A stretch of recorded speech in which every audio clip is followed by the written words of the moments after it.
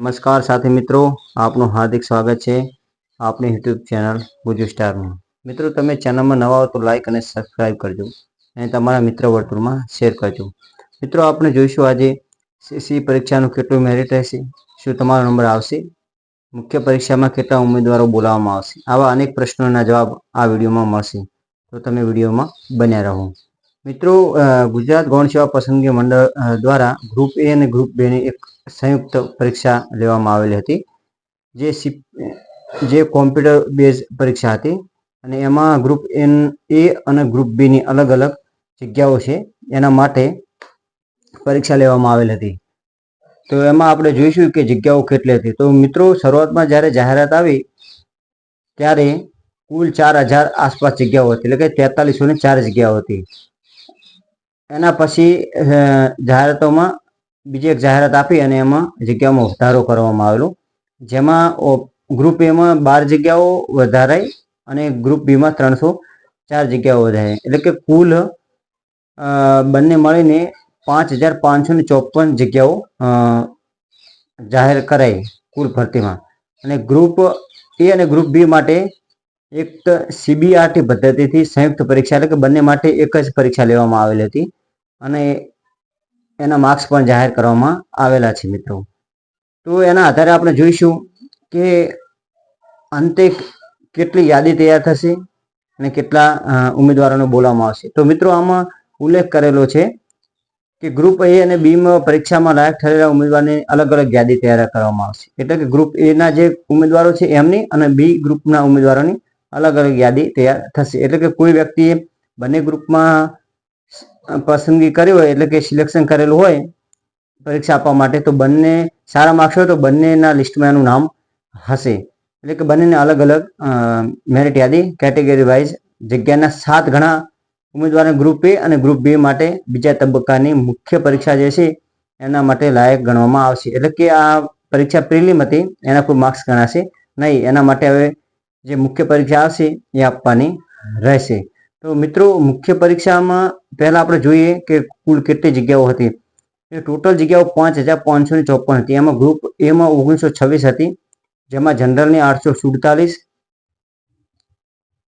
ઈડબ્લ્યુએસની 221, ઓબીસીની 490, એસસીની 121, એસટીની 247 અને ગ્રુપ બીમાં 3628 જગ્યાઓ હતી, જેમાં જનરલની 1515, ઈડબ્લ્યુએસની 344, ઓબીસીની 1008, એસસીની 231 અને એસટીની 530। તો મુખ્ય પરીક્ષામાં બેસવા માટે સંભવિત કેટેગરી વાઇઝ કેટલું મેરિટ હોઈ શકે ગ્રુપ એ અને ગ્રુપ બીનું, તો મિત્રો આપણે જોઈશું, જેમાં એક સર્વેના આધારે નક્કી કરવામાં આવ્યો છે અને કેટલાક મિત્રોનો સંપર્ક કરીને નક્કી કરવામાં આવે છે। જેમાં ગ્રુપ એમાં જોઈશું તો જનરલનું 62 થી 65, ઈડબ્લ્યુએસનું 60 થી 62, ઓબીસીનું 60 થી 62, એસસીનું 61 થી 62, એસટીનું 55 થી 58। એવી જ રીતે ગ્રુપ બીનું જનરલનું 55 થી 56, ઈડબ્લ્યુએસનું 50 થી 52, ઓબીસીનું 50 થી 52, એસસીનું 52 થી 53 અને એસટીનું 45 થી 48। મિત્રો, આ સંભવિત મેરિટ યાદીમાં નામ આવી શકે એટલું છે, કદાચ એકાદ બે માર્ક્સ આગળ પાછળ થઈ શકે છે। તો મિત્રો, હવે એવો નિયમ છે કે ગ્રુપ એ માટે 7 ગણા લેખે 13482 ઉમેદવારોની મેરિટ યાદી બનશે અને ગ્રુપ બી માટે 7 ગણા લેખે 25396 ઉમેદવારોની મેરિટ યાદી બનશે। પરંતુ મિત્રો, એક એવો નિયમ છે, જો જનરલના 7 ગણા ઉમેદવારોની યાદી બને, જે જગ્યા છે એના મુજબ, તેમાં જેટલા ઉમેદવારના જેટલા માર્ક્સ હોય એટલા માર્ક્સવાળા તમામ કેટેગરીના ઉમેદવારો મુખ્ય પરીક્ષામાં બેસી શકે છે।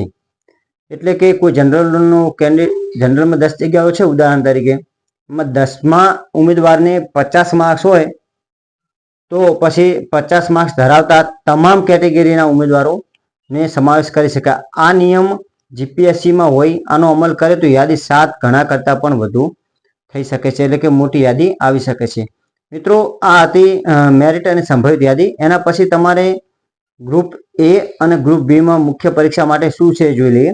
જેમાં ગ્રુપ બી અને સબ્જેક્ટિવ આવશે, એટલે કે લખવાની આવશે, જેમાં ગુજરાતી સ્કિલ 100 માર્ક્સનું હશે, ઇંગ્લિશ સ્કિલ 6 માર્ક્સનું અને જનરલ સ્ટડી 150 માર્ક્સ, એટલે કે કુલ 350 માર્ક્સનું પેપર હશે। ત્યારબાદ ગ્રુપ બી ના જોઈએ જેમાં કોમ્પ્યુટર બેઝ જ પરીક્ષા લેવામાં આવશે. 200 માર્ક્સની હશે અને 120 મિનિટ આપવામાં આવશે.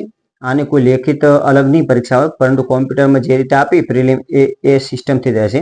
એમાં English 20 marks, Gujarati 20 marks, public administrate, RTI, CPS, PCA અને 30 માર્ક્સ, હિસ્ટ્રી, જીઓગ્રાફી, કલ્ચર, હેરિટેજના 30 માર્ક્સ, ઇકોનોમિક્સ, એન્વાયરમેન્ટ, સાયન્સ અને technology 30 marks, current affairs and with reasoning 30 marks અને રિઝનિંગ 40 માર્ક્સ એટલે 40 માર્ક્સ એટલે ટોટલ 200 માર્ક્સ થશે. તો મિત્રો આ હતી સીસીઆઈની સંભવિત મેરિટ યાદી. કેટલા ઉમેદવારોનો સમાવેશ થઈ શકે છે, ક્યાં સુધી આવી શકે છે, કેટલી જગ્યાઓ હતી કેટેગરી વાઇઝ એ જોયું. તો મિત્રો તમારે જો આટલા માર્ક્સ થતા હોય તો તમે મુખ્ય પરીક્ષાની તૈયારી કરી શકો છો. અને તમને ઓલ ધ બેસ્ટ. જય જય ગરવી ગુજરાત.